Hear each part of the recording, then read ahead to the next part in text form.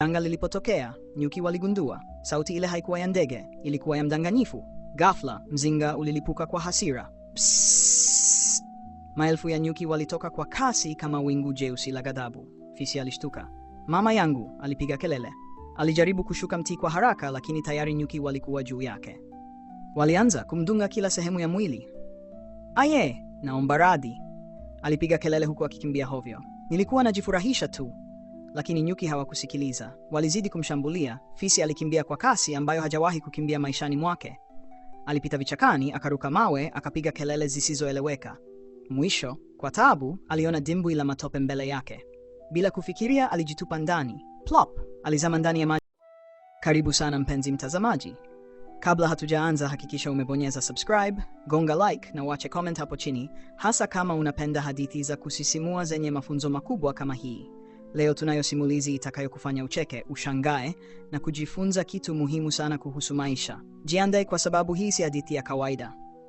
Ni hadithi ya ujanja, tamaa na adhabu yake. Sikiliza kwa makini.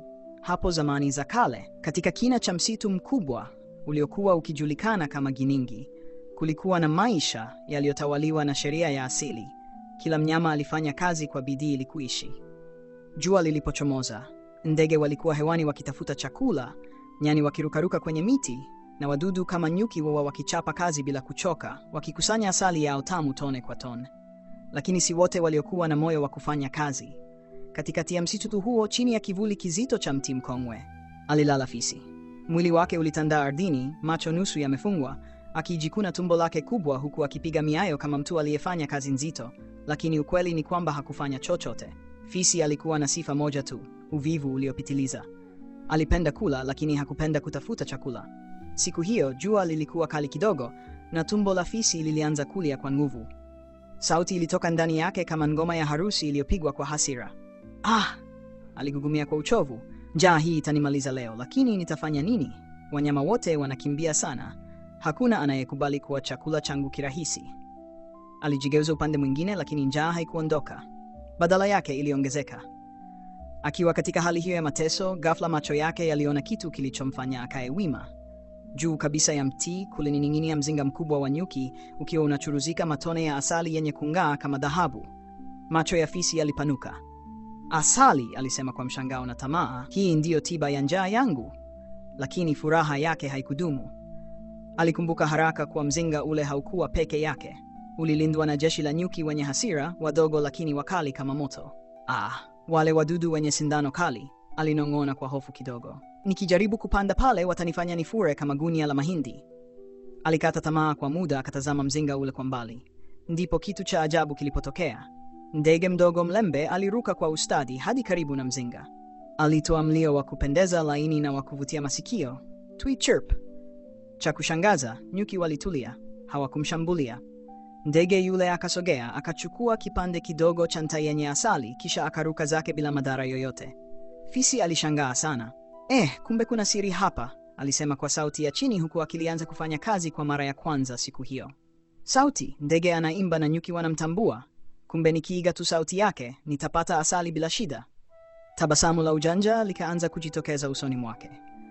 "Hakuna anayeweza kunizidi akili mimi," alijisifu. Akaanza mazoezi mara moja. Lakini haikuwa rahisi. Alijaribu kutoa mlio wa ndege, lakini kilichotoka kilikuwa kama mchanganyiko wa chura aliyebanwa na mbuzi aliyepoteza njia. "Grr, twi, kwa," alijaribu. Akashtuka mwenyewe. "Hapana, hii siyo," alisema huku akikohoa. Alijaribu tena na tena.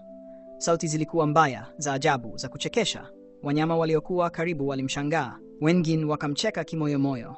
Lakini kwa sababu ya njaa hakukata tamaa. Baada ya muda mrefu, masaa kadhaa ya majaribio, hatimaye alipata sauti iliyokaribiana na ya ndege. "Twi, twi, chirp," alisema kwa uangalifu. Akasimama kimya. Hakuna aliyemcheka, alitabasamu. "Hii ndiyo," alisema kwa furaha. Polepole, kwa tahadhari kubwa, alianza kusogea kuelekea kwenye mzinga.